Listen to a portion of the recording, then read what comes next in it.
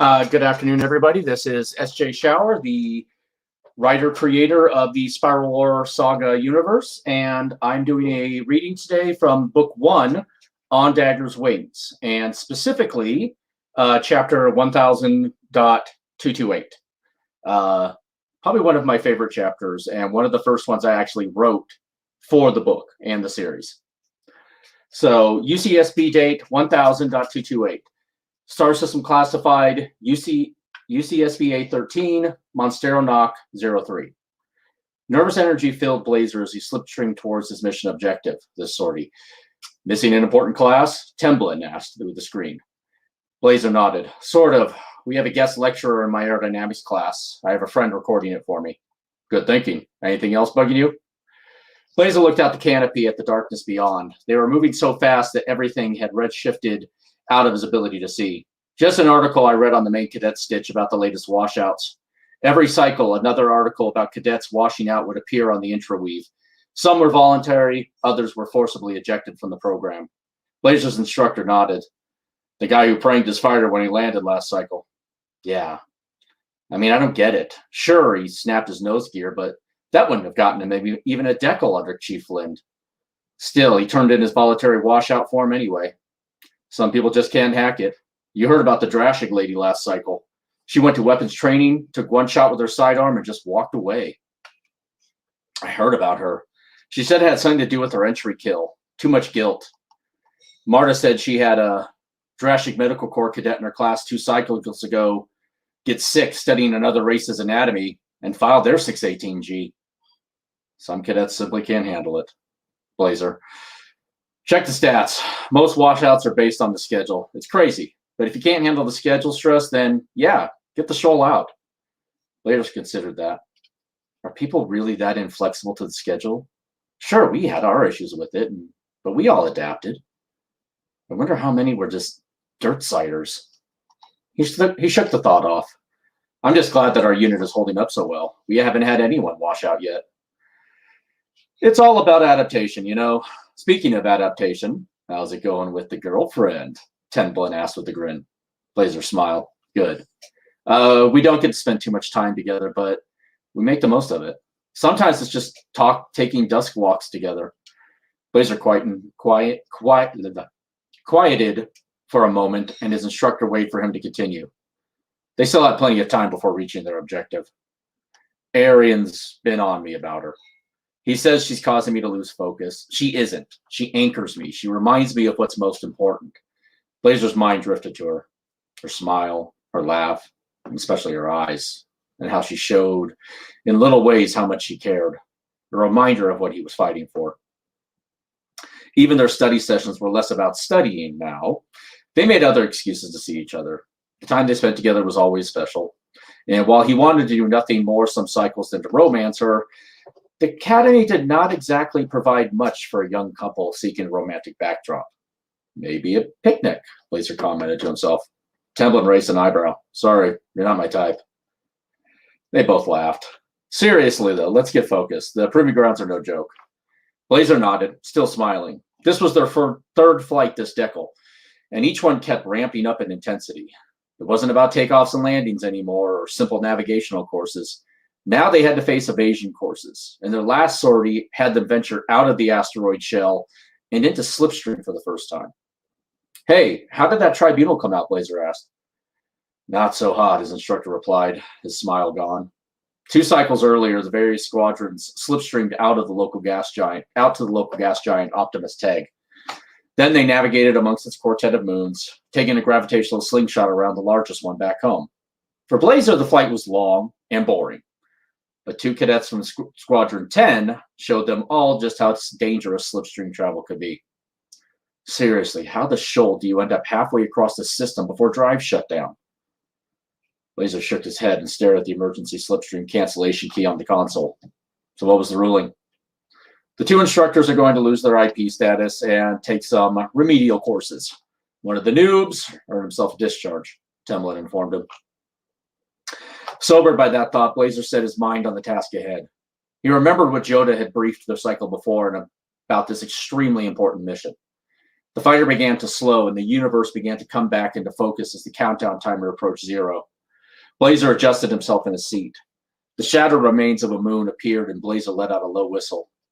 The moon expanded out of nothingness to a flattened blob before taking its true shape. The simulators hadn't prepared him for the truth about this place. Dag is right.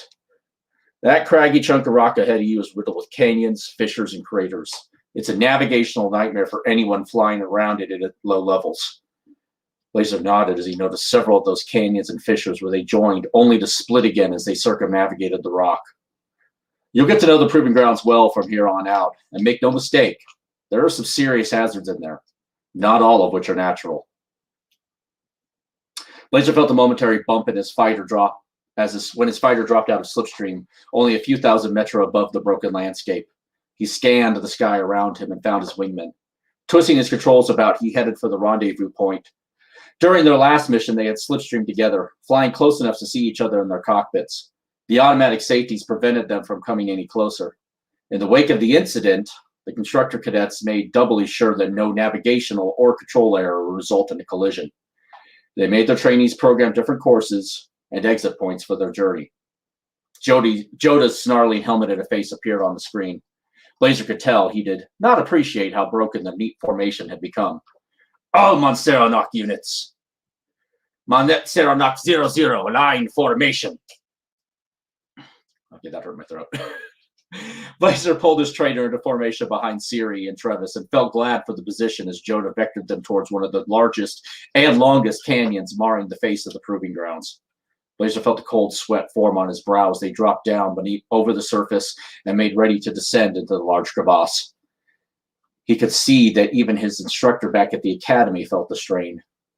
He had to keep his wits and reflexes about him even more so, as each twist and turn presented the craft with another deadly trick or trap.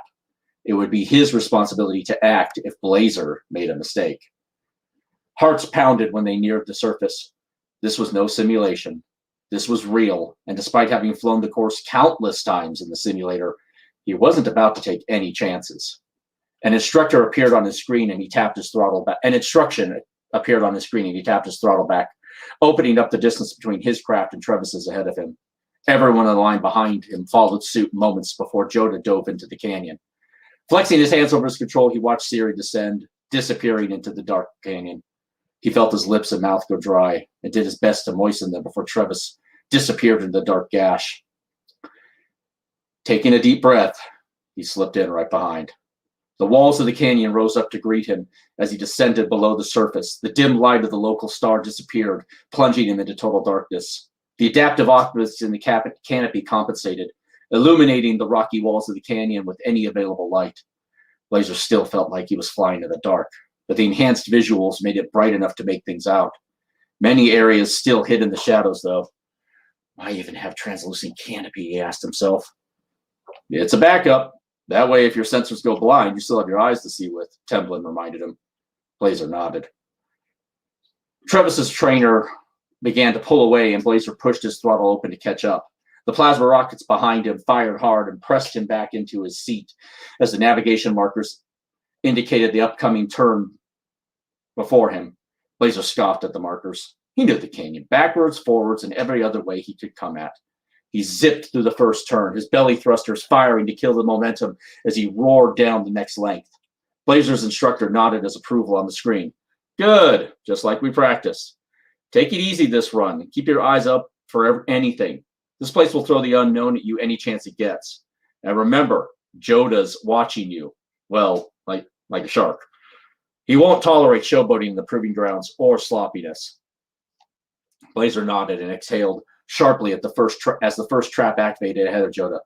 A laser web illuminated the darkness, a series of interwoven, low-powered, visible lasers bridging the walls of the canyon. Shooting out from multiple angles and positions, the beams of coherent light stretched several thousand meters down the length of the canyon, forming an obstacle course of light. Blazer raised an eyebrow when Joda's engines flared and he dove into the array. Twisting his trainer about, Joda slid up, down, left, and right, spinning and firing his thrusters at precise moments to guide his craft through one of the many possible routes through the web. None of the lasers even grazed his shields. Blazer shook his head as he watched the display and checked his sensors. Sure enough, Joda took the most difficult course through the web. He can showboat all he wants. I'll take this easier course. Blazer raced into the laser web behind Travis. He'd flown the web and the entire canyon so many times in the official simulators and at his desktop that he knew it almost wrote. The course he took was nowhere near as elaborate as Joda's, but it was one he'd practiced again and again, and he knew each maneuver, each subtle movement of his controls by heart. Slipping and sliding about, he dove and ducked around obstacles in his fighter, each maneuver timed to perfection. Then, as he raced out the other end, he looked with pride down at his shield display. He hadn't crossed or even grazed a single beam. He held in a silent hoot of surprise. If that doesn't get me some bonus points, nothing will. Remembering the course, he stole a look over his shoulder to see how the others behind him were faring. Zyth was 2 fighters behind Blazer, and he needed to see how the Lycan would handle the proving grounds. This would be another one of the little tests that he and the Lycan would face in their bids to become the team leader. The light of his maneuvering thrusters illuminated the darkness as Telsh's trainer danced through the web ahead of Zyth. The glint of a laser impacting her shields lit up the belly of her craft through one maneuver when she overcorrected and then shot free. Blazer barely saw Zyth enter the field before he turned back to face forward. The next turn lay just ahead, and in his overconfidence and desire to see Zyth's progress, he took it blind. Working from memory, he turned back to watch Zyth, but when he began to level out, the wailing of his proximity sensors greeted him. Blazer made the mistake his instructor had warned him against since the beginning. He let rote memorization take over his actions in the cockpit. He had practiced in the route in the simulator so many times before that he thought he knew everything about it. He was wrong. Right there in front of him hung a rock bridge. The natural formation crossing the expanse of the canyon hadn't been in any of the simulations. He didn't even hesitate and ran on instinct. Practice from the Anura of flying back home and in simulators helped. He took the quickest escape route he could find. He dove, pressing down on the throttle to ignite the dorsal thrusters. Nosing over, he fingered the slide rocker on the front of his throttle to the left as well, but it was too late. He was too close when the alert sounded, and as he attempted to maneuver away, his right wingtip dug into the underside of the rocky outcropping. His shields collapsed in a brilliant flash when the low-powered ion screens that protected him from cosmic radiation slammed into the rocks and dissipated. Blazer's fighter cartwheeled under the force of the strike as the Arcos light on his console blinked furiously, unable to gain lock. Blazer's heart pounded in his ears. Shreg, Tevlin can't lock on. I'm on my own. With precious little time to recover, he careened towards the canyon floor below. Blazer slammed hard on the opposite rudder to kill the spin and leveled out the trainer relative to the canyon floor below. He didn't think. Falling back on his training, he pulled up hard on his throttle. The ventral thrusters fired full force with the flow of his engines vectored down as much as possible before he pulled back on the stick, pointing his tail towards the ground. The plasma exhaust cooked the ancient rocks before it halted his momentum, a scant metra from the canyon floor. An instant later, he rocketed back towards the top of the canyon before he nosed over, careful not to leave the stone walls, failing the exercise if he did so. Both his hearts thundered in his chest while he sped down the canyon. Alert lights winked across his screens as he climbed as high as he dared in the canyon. Sweat stung his eyes. He held on to the controls for dear life. The muscles of his arms spasmed. His legs shook as he fought his own flight or flight response, which wanted to get him out of the confines of the cockpit. Not realizing it at first, he felt the controls begin to move beneath his hands. He attempted to fight them before he saw the steady blue light of the Arcos controller in front of him indicate that Temblin was in control. He pulled his hands free. You all right? His instructor asked as Blazer began to massage the sore muscles in his arms through his flight suit. Blazer nodded before throwing his head back to try and wipe off some of the sweat on his forehead with the terry cloth strip he had stuck into the front of his helmet. He couldn't remember the last time he felt such raw fear. Instinct drove him to save his own life. Instinct and an image of Marta's face floating just beyond his vision. He knew he had to survive, if for nothing else than to see her, hold her, touch her one more time. As the thought of her, another face appeared on his screen. The snarly, toothy face of Joda was not as calming. Knock 3, lead. Vaught, are you okay? Blazer nodded. Yes, sir. I allowed myself to get distracted. Joda fixed him with a hard glare, and even through the screen, Blazer knew how a fish must feel right before it got eaten. What is the extent of your damage? Blazer called up the damage display, revealing the damage assessment. A holographic image of the trainer highlighted the destruction. Arrows pointed out each broken subsystem and relayed their functionality with the status of the repair microbots.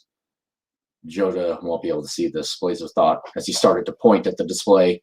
Saturn had pointed over his shoulder at the right wingtip. I am reading almost a complete loss of the starboard sensor pod and associated thruster array. I show good roll control using the port side thrusters, though. There's minimal fuel loss due to the repair systems cutting the lines immediately. Readouts are showing no measurable damage beyond the anhedral, with minimal structural damage to the majority of the drooped tip. I am good to proceed with the mission. Say again, how much of the wingtip did you lose? Blazer looked out to be sure. He based his estimate on the numbers on the sensors offline in the drooping cranked arrow wingtip.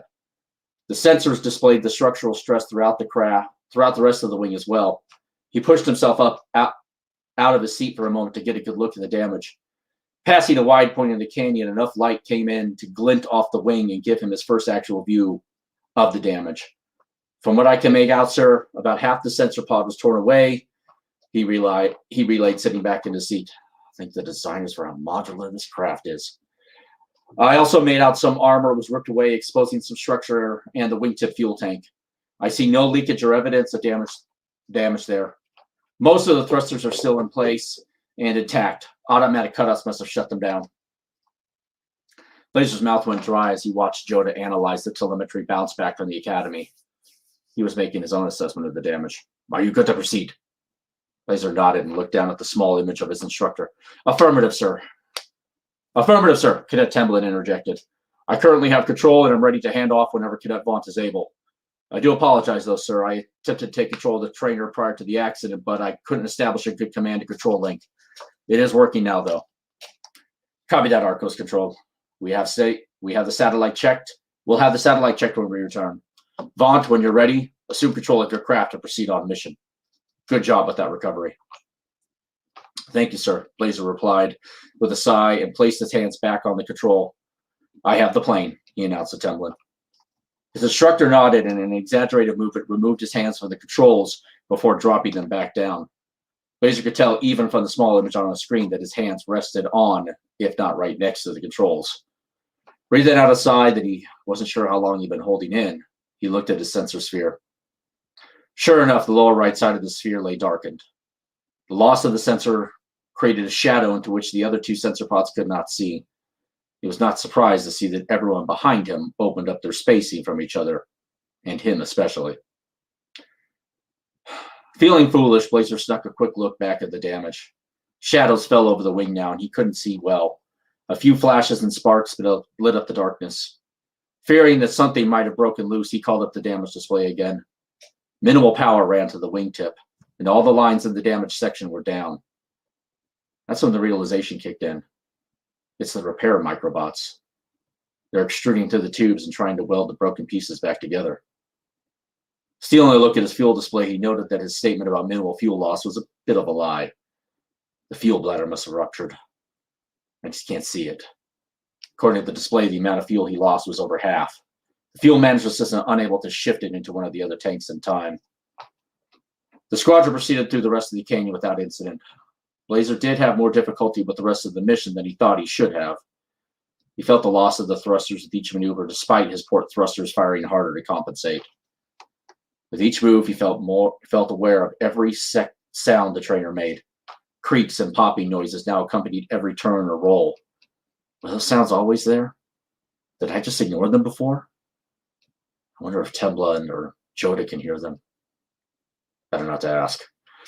After they returned to their start point into the canyon, they climbed free of its walls. Ray breathed a massive sigh of relief, glad to have empty open space surrounding him again. Vectoring around the rest of the squadron, they formed back up and headed towards the slipstream entry vector back towards the academy. Arian's going to have front row seat to my damage from his position in the formation. He never felt happier that Joda ordered chatter to be kept to a minimum before they prepared to slide home. Looking over his shoulder, he spotted Arian's trainer when it drifted alongside. Even in the darkness, He could make out Arian's helmeted head in his cockpit as it stared at Blazer's fighter. As the last trainer joined the formation, they activated the slipstream drives for the Academy. After activating the slipstream drive, Blazer released the controls for the first time since he'd retaken control of the trainer. With the autopilot in control, he took stock. I'm lucky to be alive right now. With the Arcos cutting out, I don't even want to think what little time I had to react. Bugger me sideways. I shouldn't have let it happen. I should have kept alert. The proving grounds are all about surprises. The instructors had drilled that into them. The simulators didn't show everything in the proving grounds, and this cycle had proved that. Even after the land bridge, he had noted a good 7 or 8 more features in the canyon, which had differed from the simulators. It was all a way to keep them sharp, to show them that the reality was harder than training, and he had just been slapped in the face by it. He dropped out of slipstream just outside the asteroid shell. The formation slowed to normal speeds before proceeding towards home. Passing through the asteroid shell, however, Blazer noticed several small meteoroids. The small metallic kind that the low-powered ion screen should deflect reached the right side of his shield to ping off the armored hull. They weren't doing much, if anything, in the way of damage. Blazer realized just how much he'd harmed his ship, though. Something over there was now interfering with the electromagnetic torus spinning around his trainer that protected him. When the squadron approached to land at the Academy, Joda ordered Blazer to hold back. He allowed his flight to land without him, and as the last flight disappeared into the darkness, he and Joda proceeded in together. Blazer entered into the cavernous interior, and the dim lights within shone onto his trainer. Thanks to his adaptive optics, he got his first good look at the damage. As Blazer entered the cavernous interior, the dim lights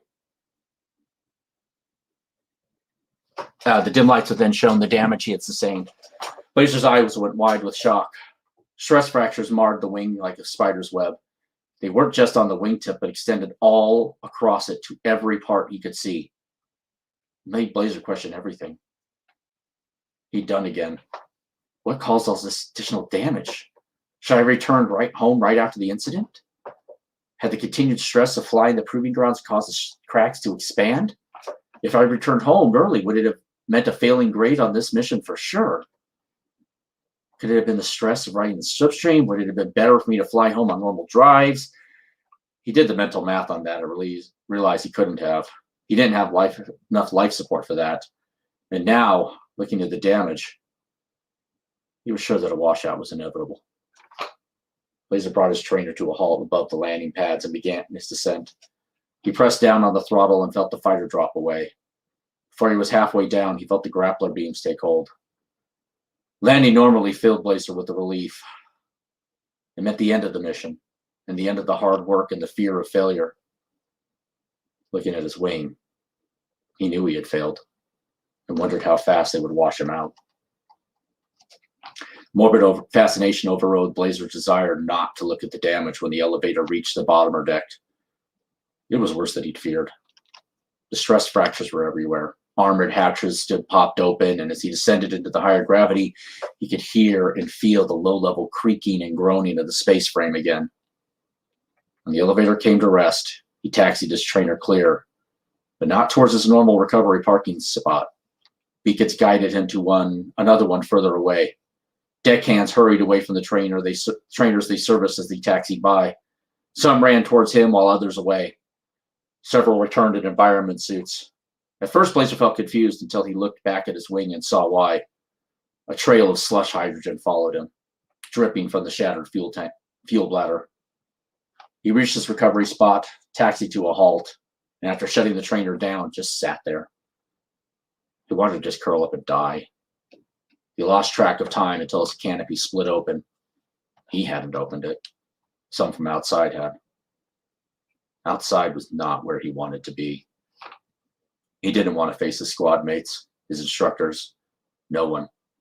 He had failed, and he knew it. He removed his helmet and looked down at the damage and the gathering crowd. His face fell back into his hands for a moment when he saw a technician run up with a boarding ladder. He heard it clink into place and looked up.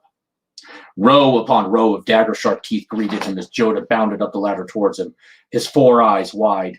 Why did you not report that the damage was this severe? You should have returned to base, Joda scolded. Blazer stammered hard, staring at the Lodge, sure he was about to be eaten. The emotion of the accident descended upon him like a tsunami pounding the shore. Joda backed off, reading the fear emanating off of the student. Why didn't you return when you saw how severe the damage was? He asked more calmly. I didn't see that the damage was that bad. The sensors didn't show any of that, and it hadn't looked nearly as severe right after it happened. Joda looked down at Blazer's main screen. It was off, but a maintainer handed him a MACOM so he could link it to the trainer's computer. Sure enough, the readings didn't indicate any of the wing's current damage beyond the droop tip.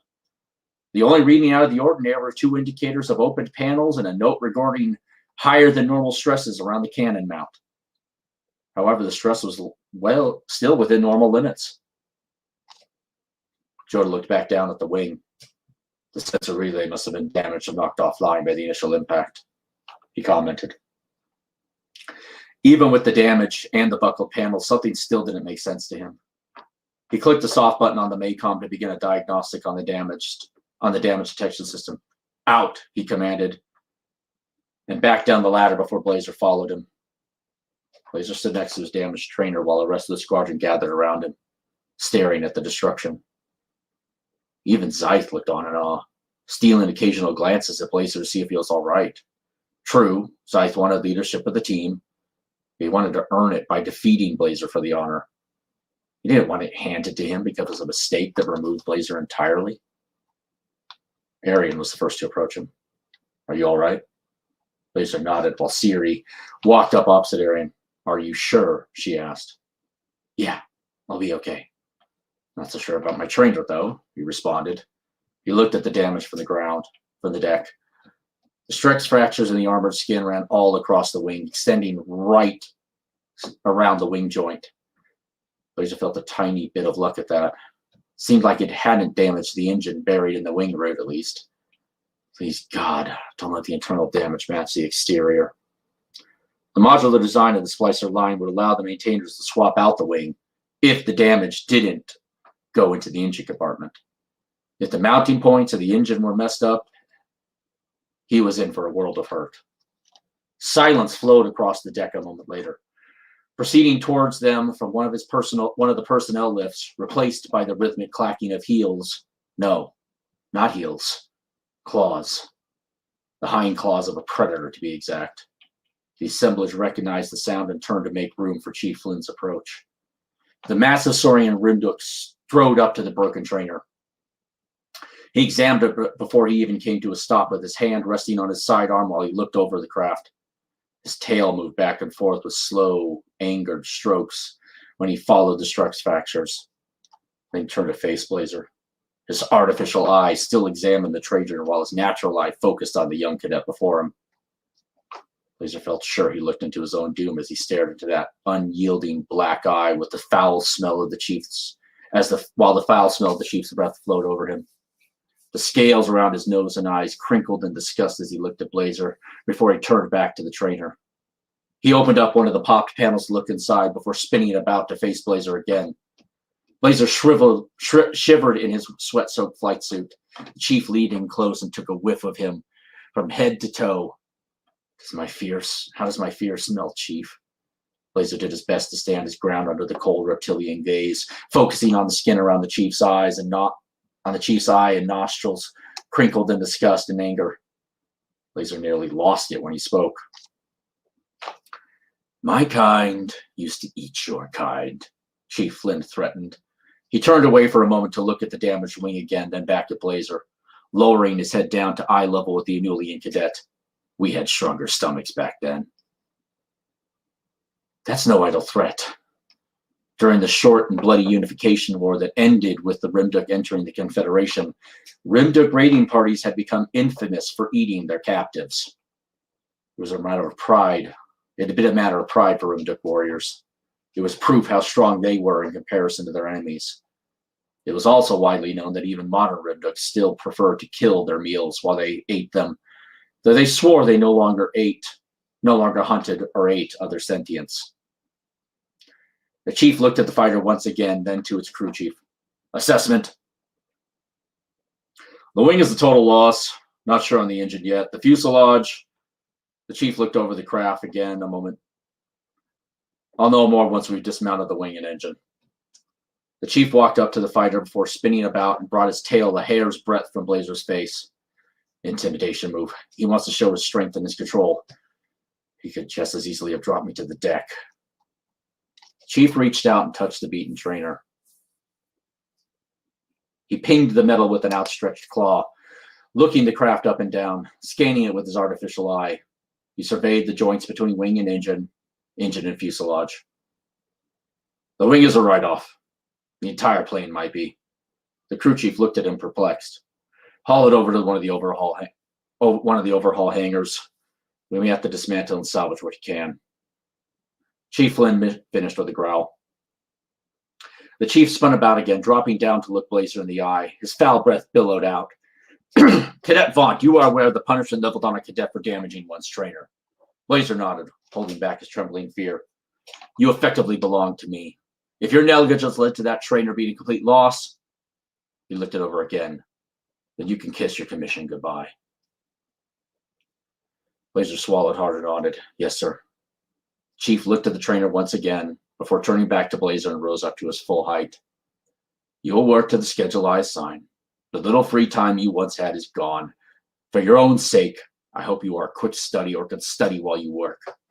But if your work is not to my standards, I will wash you out faster than you destroyed that craft. The lump in Blazer's throat made it hard to swallow.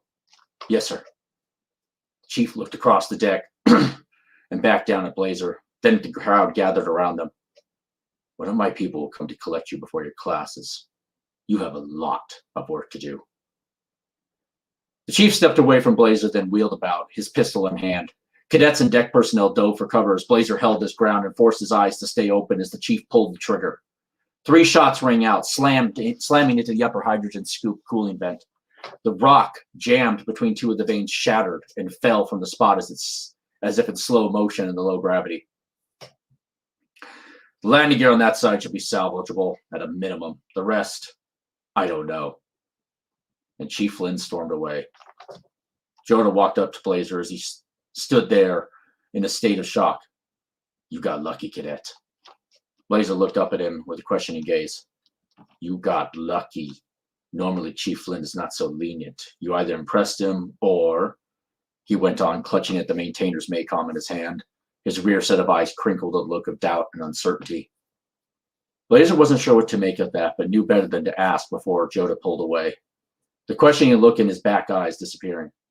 I will transmit your debriefs to you shortly. Head to the rest of your classes. Joda told Blazer. Dismissed. He called out to the rest of the squadron. The squadron snapped off smart salutes at the instructor before heading towards the lifts. Blazer felt glad for the low gravity of the hangar, as he was sure he would have collapsed otherwise. For now, however, he slumped across the deck like a newbie. He slid his feet instead of bounding across the open area. Approaching the down lift, he spotted who he knew would be coming for their sortie. Training Squadron 11. All right, we'll finish this section. When her head crossed the edge of the hangar floor, Marta saw Blazer and waved an emphatic hand at him. I wonder how he did at the proving grounds. She knew better than to ask for any tips, since her squadron had planned to follow a different flight path than his.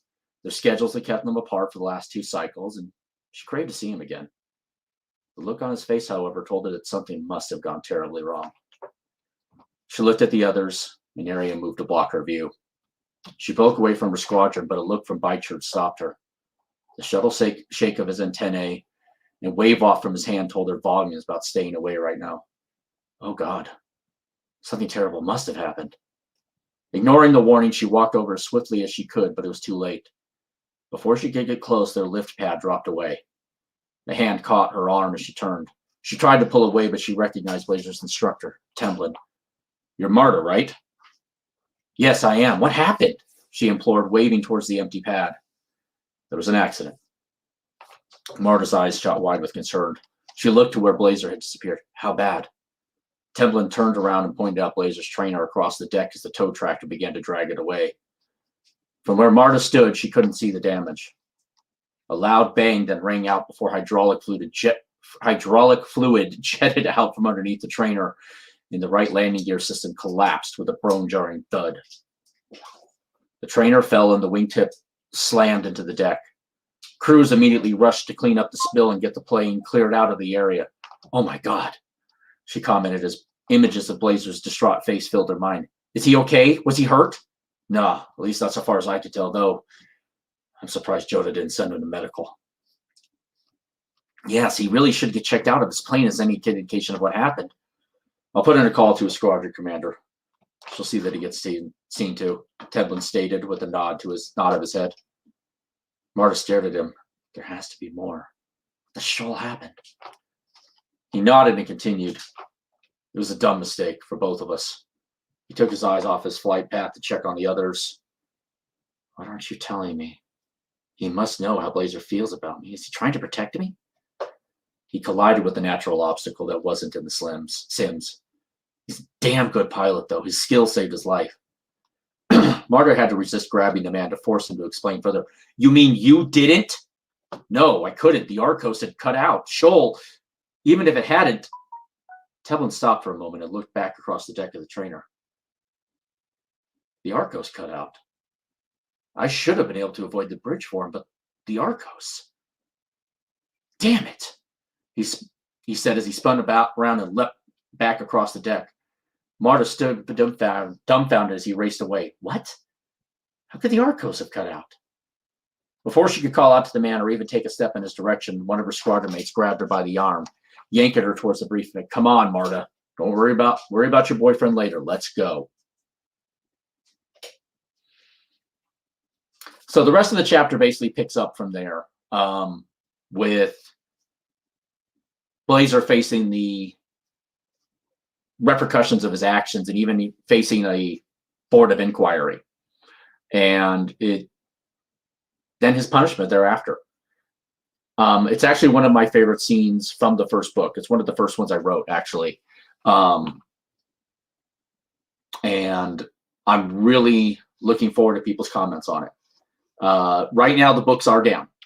The books are down because we're doing a relaunch with Dawn Runner Press in the fall.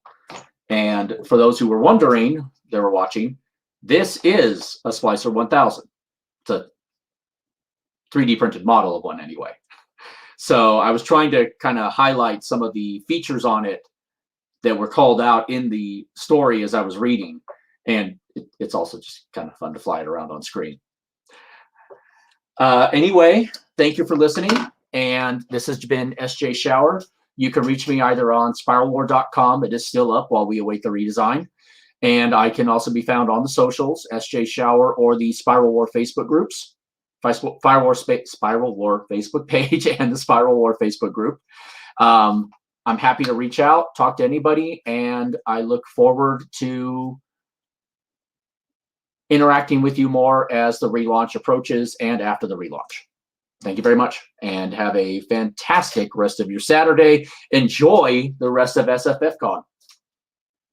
Hey, if you like that panel and you're looking to continue your author journey, or if you're just looking for a group of like-minded people, all striving to improve their craft and grow as authors, our community at KSM might just be what you're looking for some reading, writing, and everything in between. Come on over and join us at Keystroke Medium.